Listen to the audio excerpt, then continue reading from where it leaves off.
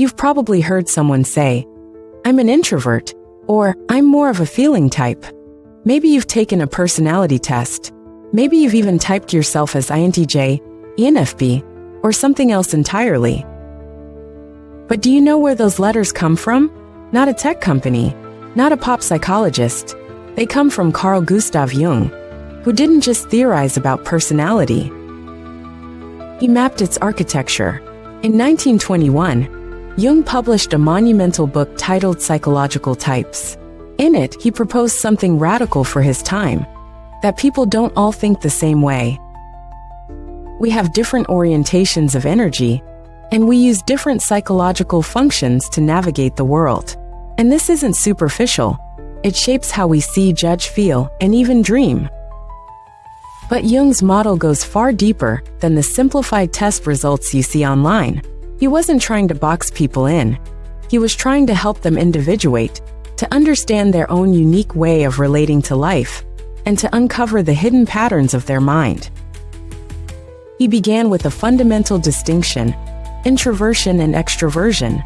Not just social preferences, but basic orientations of energy. The introvert draws inward toward reflection.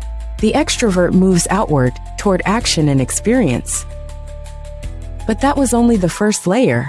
He then identified 4 essential functions of consciousness: thinking and feeling, which judge and evaluate; sensation and intuition, which perceive and gather.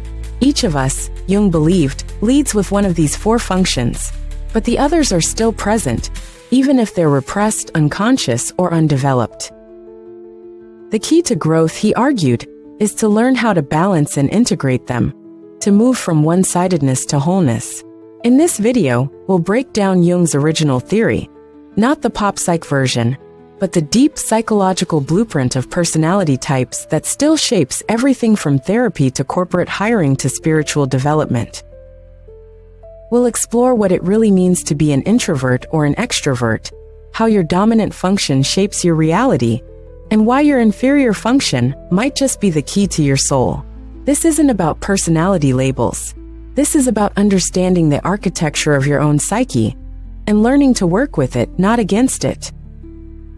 Carl Jung's theory of psychological types begins with a deceptively simple idea: people differ, not just in opinions or preferences, but in their fundamental orientation toward life. He noticed that in therapy, some patients were inwardly focused, sensitive to inner thoughts and feelings. Others were more outwardly oriented, concerned with external facts and social dynamics. This wasn't just mood, it was structure. Energy itself flowed differently through them. From this observation, Jung introduced the idea of attitude types: the extrovert, whose psychological energy flows outward toward objects, people, and the external world. The introvert, whose energy flows inward, toward ideas, impressions, and subjective meaning. This wasn't about being shy or outgoing. Extroverts tend to draw strength from engaging with the world, while introverts need solitude to recharge and make sense of experience. An extrovert thinker might excel at managing systems or debating policy. An introverted thinker might ponder deeply in solitude, developing a philosophy no one else sees yet. But this was only the foundation. The next layer is the functions of consciousness. Jung proposed 4 of them, divided into 2 categories. 1. Judging functions, how we make decisions. Thinking, logical, analytical, detached. Thinking types evaluate based on truth, principles, and consistency. Feeling, relational, value-driven, empathetic. Feeling types evaluate based on harmony, ethics, and emotional impact. 2. Perceiving functions, how we take in information. Sensation, focused on the concrete, present, and real. Sensation types rely on their 5 senses, preferring the tangible and detailed. Intuition, oriented toward patterns, possibilities, and the unseen. Intuitive types are drawn to symbols, meaning, and future potential. Each person, Jung said, has a dominant function, the one we use most naturally and unconsciously. One of the others becomes an auxiliary, supporting the dominant and helping us function in the world. A third is usually less developed, And the fourth, the inferior function, is deeply unconscious, often emerging in dreams, projections, or moments of crisis. So imagine someone who is an introverted intuitive type. Their dominant mode is inward symbolic perception. They see connections others miss. But their inferior function might be extrovert sensation, meaning they struggle to stay grounded in the present, or resist dealing with mundane physical realities. This imbalance can lead to one-sidedness, and ultimately neurosis. That's why Jung believed the path of psychological growth is individuation, the process of integrating the lesser-used functions into consciousness, creating a more balanced and whole personality. Let's briefly look at all 8 types, each a combination of attitude and dominant function. Small blue diamond 1. Extrovert thinking, efficient, organized, fact-based, focused on external systems and logic, can become rigid or overly controlling. Small blue diamond 2. Introverted thinking, abstract, reflective, conceptual, creates internal systems of thought, may seem aloof or disconnected from practicalities. Small blue diamond 3. Extrovert feeling, warm, tactful, socially attuned, prioritizes harmony and values of the group, can lose touch with personal needs. Small blue diamond 4. Introverted feeling, deep, authentic, principled, feels intensely but often silently, may struggle to express emotions outwardly. Small blue diamond 5. Extrovert sensation, sensual, spontaneous, observant, lives fully in the now, may avoid deeper reflection, or become indulgent. Small blue diamond 6. Introverted sensation, precise, nostalgic, impressionistic, experiences the world through a filter of inner sensory memory, can become stuck in the past. Small blue diamond 7. Extrovert intuition, visionary, curious, restless, sees patterns and possibilities in the external world, can be scattered or ungrounded. Small blue diamond 8. Introverted intuition, insightful, mystical, symbolic, accesses archetypes, dreams, and inner guidance, may seem disconnected from reality. Most people don't function purely as one type, but we all have a type pattern, a dominant mode of being that shapes how we relate to the world and ourselves. Jung emphasized, no type is better than another. Problems arise not from your type, but from refusing to develop the rest of your psyche.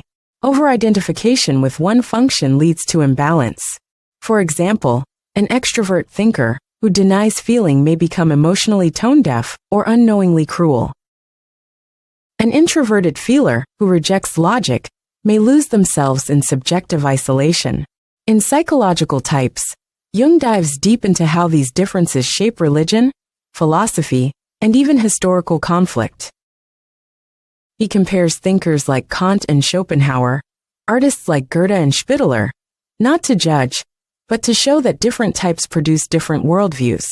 And yet, what mattered most to Jung wasn't categorization, it was transformation. Your dominant function may be easy, natural,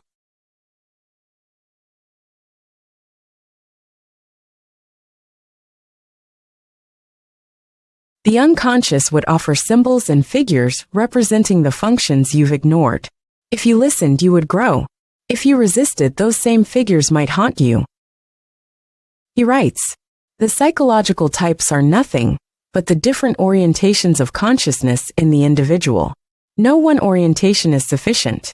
Wholeness comes from learning to access and integrate the rest. So Jung's types aren't a box, they're a map. A way to see where you are strong, where you are stuck, and where you are called to evolve. Carl Jung never wanted to label people. He wanted to liberate them.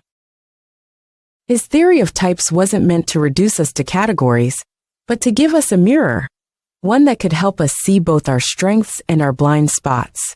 Not to say, this is who you are, but to ask, are you ready to become more? Because in Jung's view, the goal is not to be a perfect type. The goal is individuation, the journey toward becoming a whole, integrated person. And that means facing the parts of yourself you've ignored, rejected, or never learned how to use. Your dominant function may be easy, natural, effortless. But what about your opposite? The part of you that's clumsy, awkward, even embarrassing? That's where the gold is. Jung believed that growth happens not in comfort zones, but in the spaces where we feel lost. When a thinker learns to feel, when an intuitive learns to sense, when an introvert learns to speak, and an extrovert learns to listen, he wrote, we should not pretend to understand the world only by the intellect. We apprehend it just as much by feeling. Therefore, the judgment of the intellect is only part of the truth. So let this video be more than an explanation. Let it be an invitation. Look at your life, your patterns, your relationships. Where are you overdeveloped? Where are you one-sided? And what would it mean to stretch into the unknown, to strengthen the weaker muscles of your soul? Because your type is not your fate. It is your starting point. And from there the work begins, not to become someone else, but to become whole.